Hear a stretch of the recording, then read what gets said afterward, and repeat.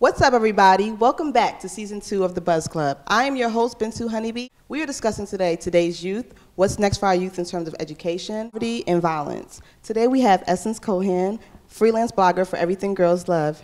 Give her a round of applause. Thank you, Essence, for coming on our show today. Can you tell us a little bit about yourself? Yes, thank you, Bintu. Hello, everyone. I'm a mental health therapist, and I'm also a columnist for Everything Girls Love. It's an online magazine and blog. Thank you. We also have Dan Callista, CEO of Vynamic Enterprises. Dan, please tell us a little about yourself. Thank you, first of all, for having me on this show. And I am the founder and CEO of Vynamic. It's a healthcare industry management consulting firm. But more interesting is that we're trying to create a company that is all about creating a healthy experience for our team and a healthy influence on the community, including everyone, all the stakeholders of the community. Thank you, Dan, for coming on our show today. Thanks for having me. Thank you. Next, we have Ryan Smith, financial professional. Ryan, please tell us a little about yourself. Ryan Smith, I work with Equitable. We essentially do a lot of financial advising for our clients. Really, my mission in life is just to kind of make sure that I'm impacting my community and all about keeping progression. Progression is key. Thank you, Ryan, for coming on our show today. Thank you. And of course, last but not least, we have Cheyenne Betha, who is the chairwoman of Finding Empowerment Through Education. Cheyenne, please tell us a little about yourself. Hi, Finding Empowerment Through Education is a nonprofit organization. Our two main focuses are entrepreneurship and education.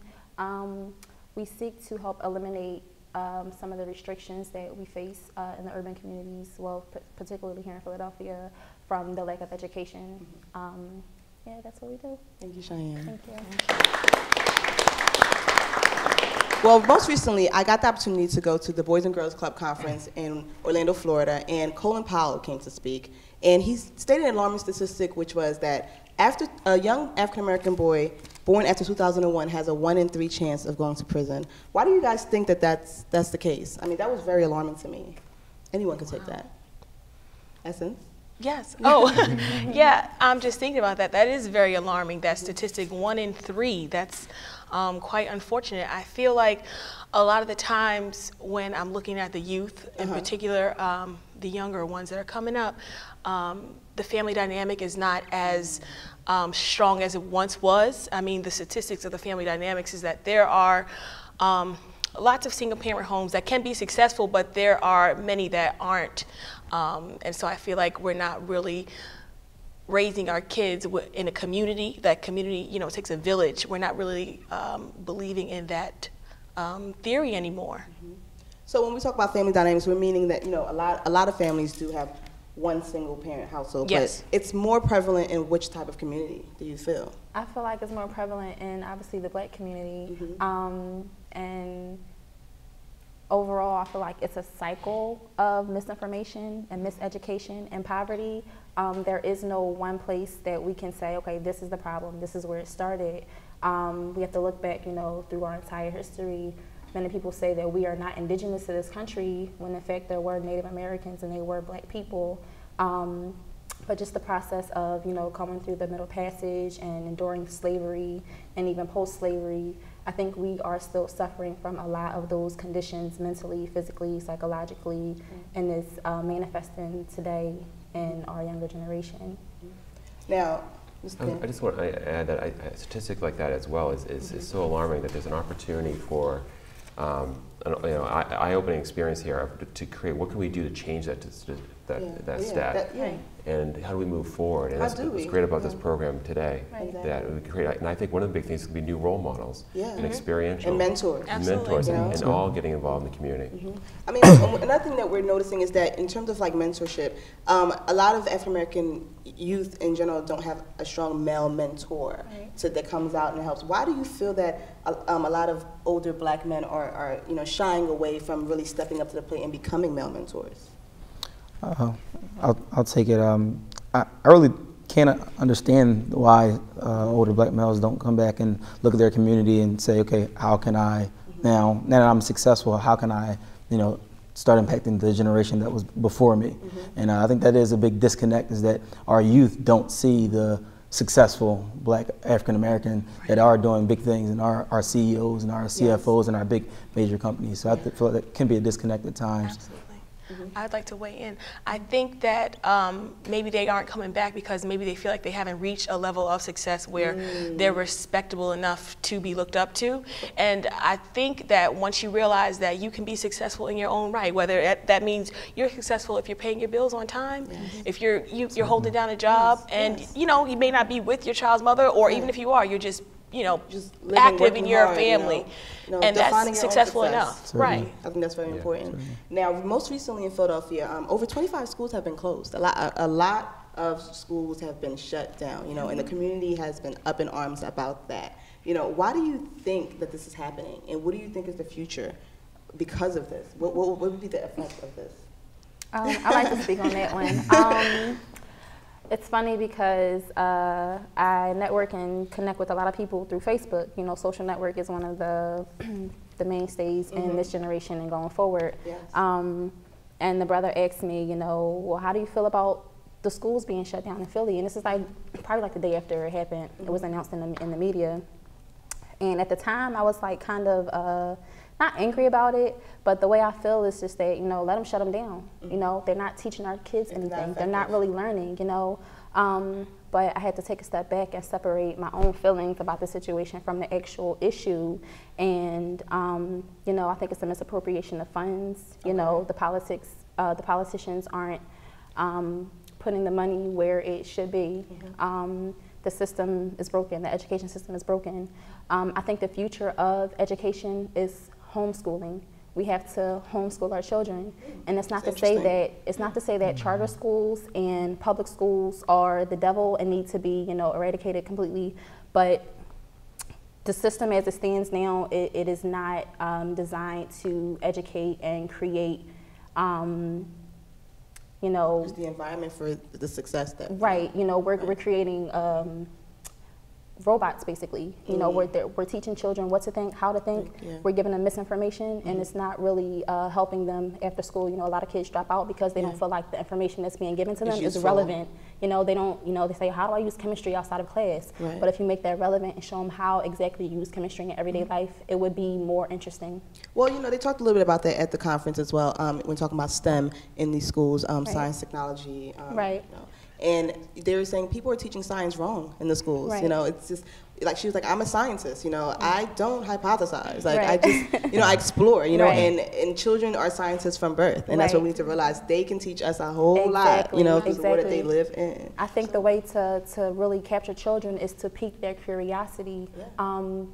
My nonprofit, we started a homeschool called the Life Sciences Academy, and there's a structure to it, but the structure is that it encompasses everything. Math is related to science. Science is related to art. Right. And when you teach the children that everything is relevant, then it gives them the space to explore more things, and it also gives them the room to open up and ask questions. Yeah, and be critical thinkers. Exactly. What happened to those?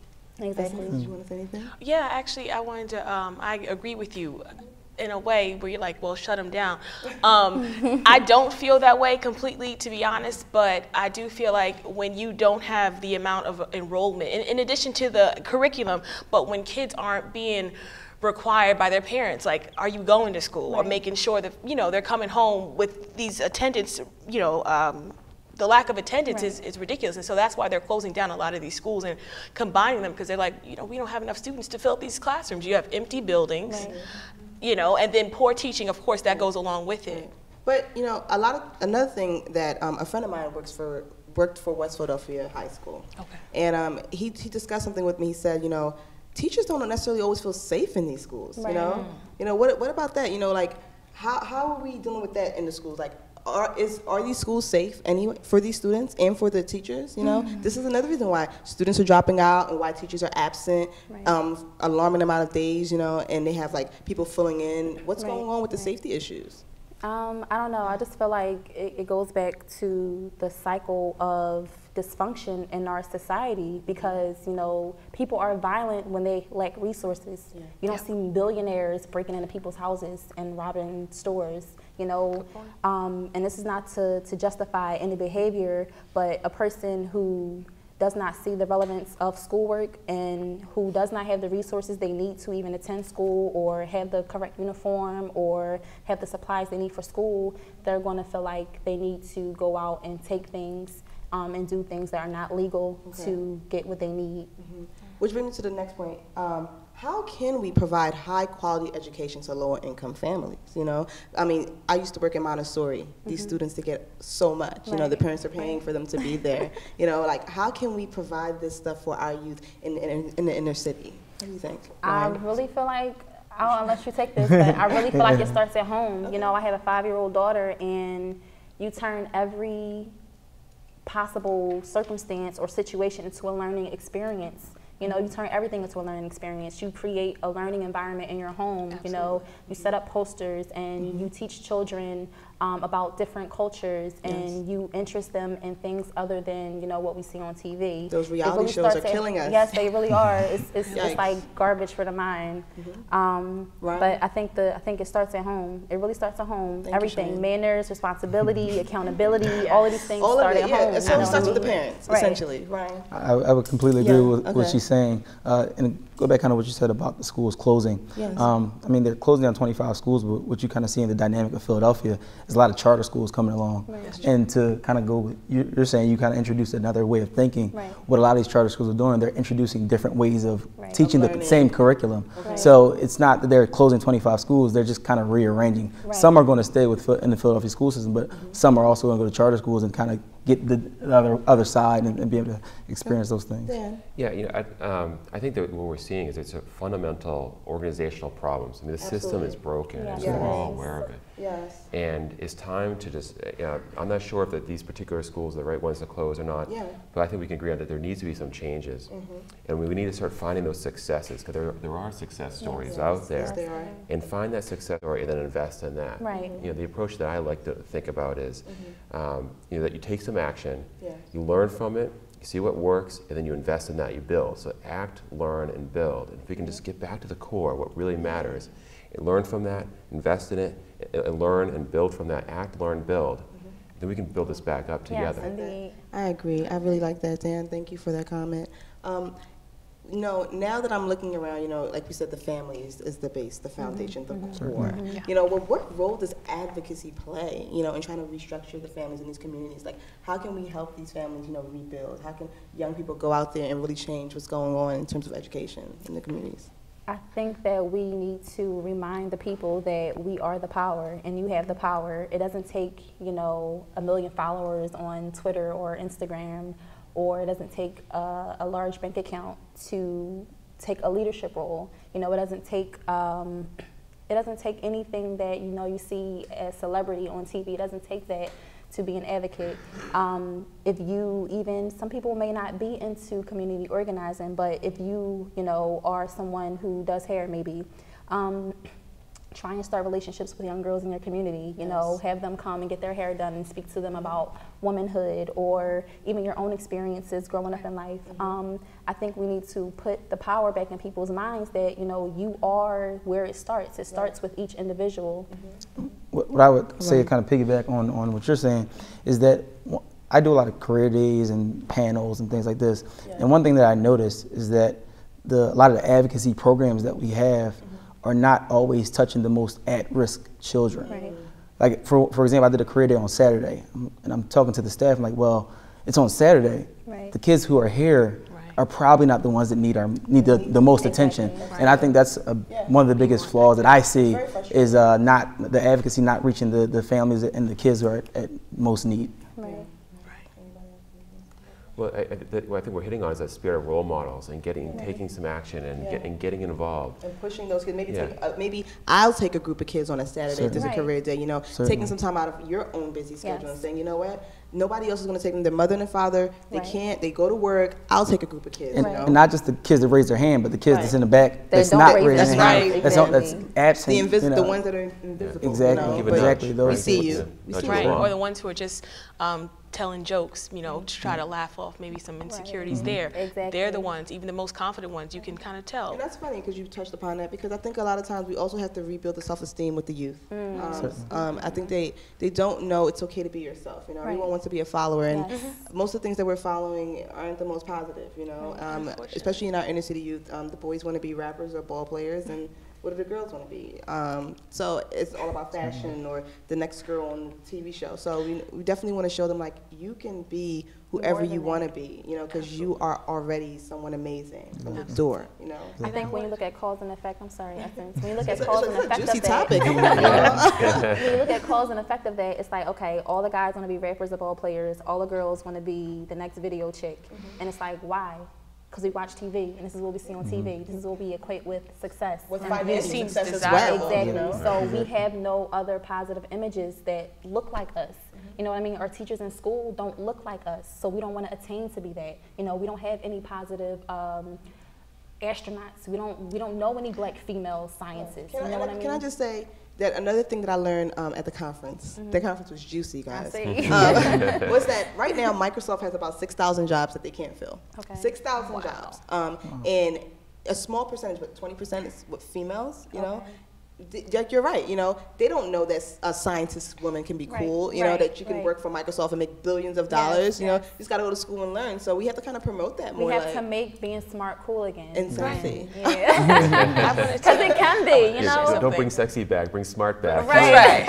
Smart is what I consider to be. That's definitely Bintu, sexy. actually, Yes. in regards to as far as like the self-esteem and empowering the youth, ironically, in urban areas, youth have one of the highest rated self-esteems. Like, they've done studies in comparison to suburban and rural areas. And I've actually, you know, and then with regard to like not having any role models, there are role models, okay? But when you have the cars and the money and the girls, I mean, that's desirable and it's quick and easy. I don't really need too much. I just got to change my outfits, you know, get fresh a little bit. You know, I got the money.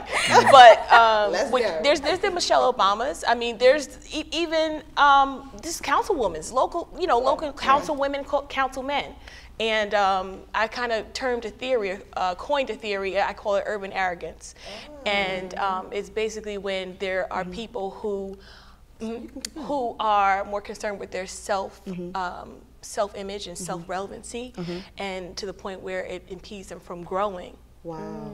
And I really feel like it applies to a lot of our youth, because they're like supposed to have the swag. They're supposed to know the answers, so that they don't really seek out learning more. Right.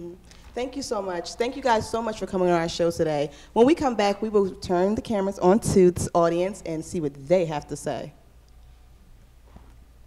And we're back. We have a wonderful person over here, Kelly Caldwell. Can you please tell us a little bit more about yourself? Hi, I'm Kelly. I am a Philadelphian. I'm a community enthusiast.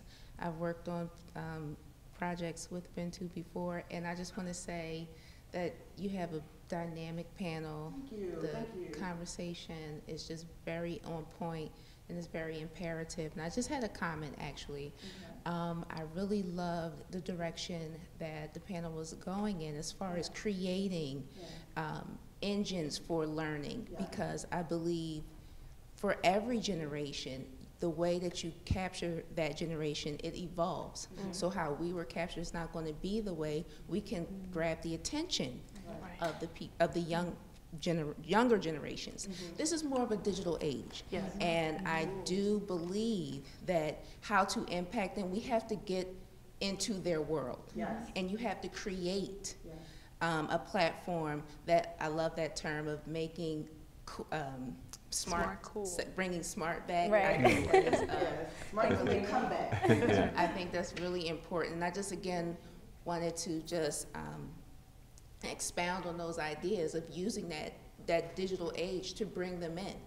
You know, and through the music, and I'm like a true proponent that music definitely plays an influence on the young people. Entertainment as well, especially what you put in your ears and what you see with your eyes will have an impact on you. If you don't have a backbone of a family structure, that can be what guides you and what will raise you. Colin Powell did say a good start is the best thing anyone can give a child, and a good start begins at home. Right? Thank you so much, Kelly. Thank you. Yes. Hi, who is your name? Yes, my name is Ansel. I'm from Philadelphia. I have this question for the panel. Do you feel that our parents and guardians are kind of giving too much freedom and too much trust to the youth today, as far as some of the issues where, for me growing up, we had one computer in the house. Whatever I did, my parents seen. Right. Now the kids, 8-year-old has an iPhone. Right? Have their own iPhone, have their own laptop, do whatever they want to do on it. Also holding them accountable for being home at a certain time and things like that. Do you kind of feel those type of things are out of the household and being done now? That's a good question. Thank you. Good question. Anybody? I feel like balance is key to everything. You know, we live in a digital age, so you know the iPad for the 8-year-old might be good if he's using it constructively to learn and enhance his learning. But you know, there's an issue with, you know, privacy control. We have access to anything and everything. So I think it's up to the parent, you know, to be a little bit more strict on what you allow your child to do, how much free time they have. I see that a lot of children lack structure, you know, and we don't really have our children on schedules. Right. It's like you wake up, go to school, come home, and your afternoon is free. Yes. We need to be like allotting that time for specific tasks or chores or anything to help develop these children into adults. Yes. So, yes. Thank you. Dan? I'd like to add on that, you know, being a parent is a tough job. Yes. You know, I'm a parent of 2 young kids, and you get tired, you know, and it's just, you know, we can all relate to that. We're all, you know, and so also, you know, I have to encourage parents to just keep going for it, you know, just stay, like, just the resilience. Maybe parents bond together and share stories and what's working. And coalitions. Get together. The iPad, for example, that's a new technology no other parent had until now. And so, when we hand that iPhone or iPad or other device to a child, what is it doing? We're not sure. So let's share examples and stories and just what it can do. Positive encouragement for each other, because it is hard being a parent. But keep going for it. Yeah. Thank you so much, Dan. That's awesome. Next question. Shanae. I am from Philadelphia. I am a Howard University graduate, my fellow Bison here. And I had 3 things that I wanted to touch on. I'll be very brief. Okay, just to add to the parenting, one thing that I did want to add is we have to, as parents, we have to be more success-minded and oriented, get back to that. A lot of times, even behind me, about to be a first-time mother, one thing that I'm trying to shift my mind from is the money. How can I get more money?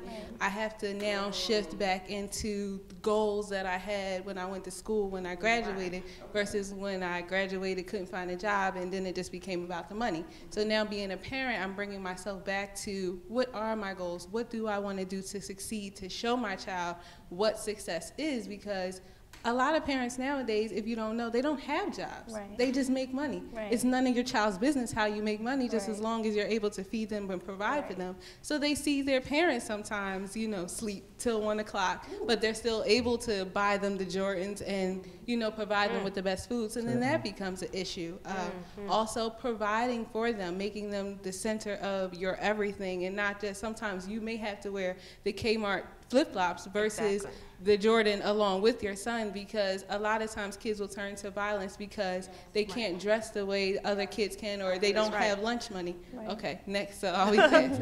Another thing is that a lot of kids will not be the type to come to extracurricular programs like you were saying on a Saturday, or volunteer programs, because when you put that up, that's not the most inviting thing. So one thing that I am is I'm a dance school teacher. Well, I was before now, but I was a dance school teacher. So what I chose to do was volunteer in something that I like to do, because then I'm able to touch children who actually come out to do something that they want to do. So they, so they see me come in there and they see me dressed nice, they see my hair looks nice, you know, well, sometimes, and they see, you know, I'm a happy-go-lucky type person, and I graduated, and they want to know, outside of dance, who am I? So then I get an opportunity to maybe take them to the mall, take them to the lunch, or I give them my phone number, then all of a sudden, they're calling me, and I'm like, oh, shucks. Like, I did give you my number, right? So then I just you have to kind of put yourself out there more, even when you don't feel like it all the time, even when you're the most tired. Right. That's what needs you the most. It's not always about us. It's not, you know. Right, because I've caught myself out sometimes, and I'm like, oh my God, I can't push ignore. This little girl might be crying. Oh God, give me 1 second. But then I really get the chance to touch her in a way, and it's not just about dance, it's about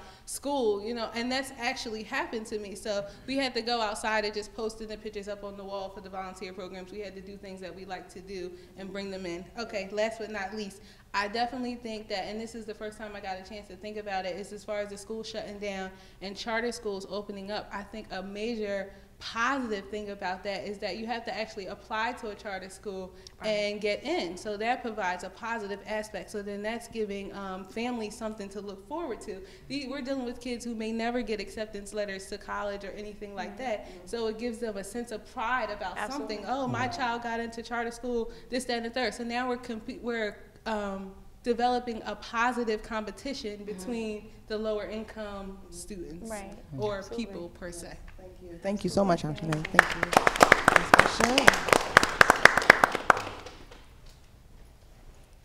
Hello, beautiful. What's your name? Hello, how are you? I'm Lex from thewalkofvynamic.com. And I wanted to touch basically about the schools closing. Everybody's basically, to me, blaming everything on the kids, that they're not applying themselves. But do you think that the teachers are just giving up on the kids too?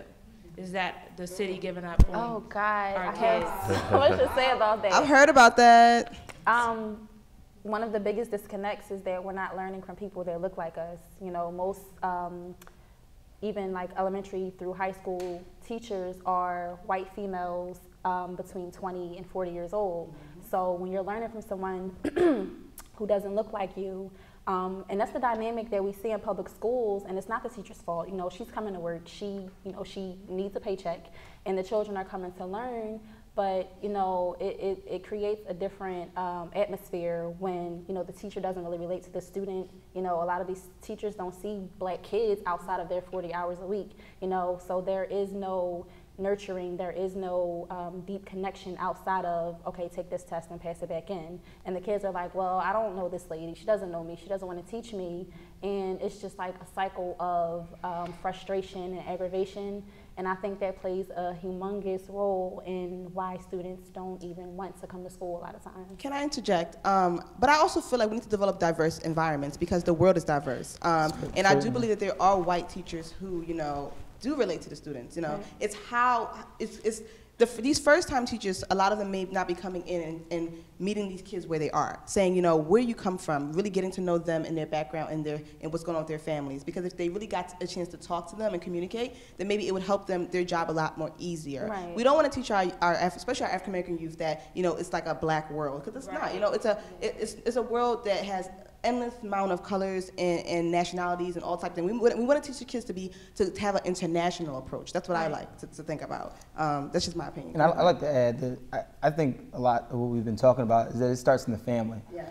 I actually deal with a lot of teachers in my business, and what I see is that kids don't necessarily come with the manners, the respect, and a lot of the things that you said. So when that first teacher walks into the classroom, they're not getting any respect, so it's hard for them to then give it back. Right. And even if they are, it's okay.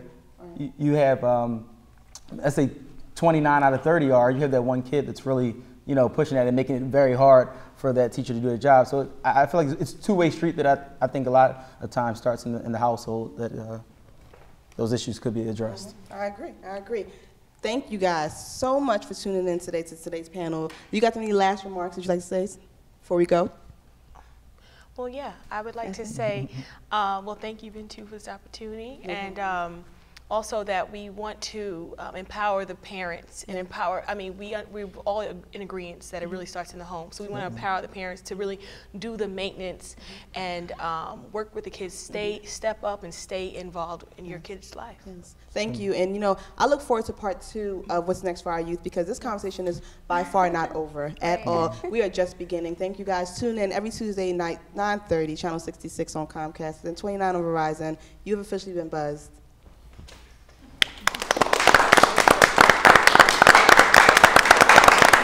Thank you.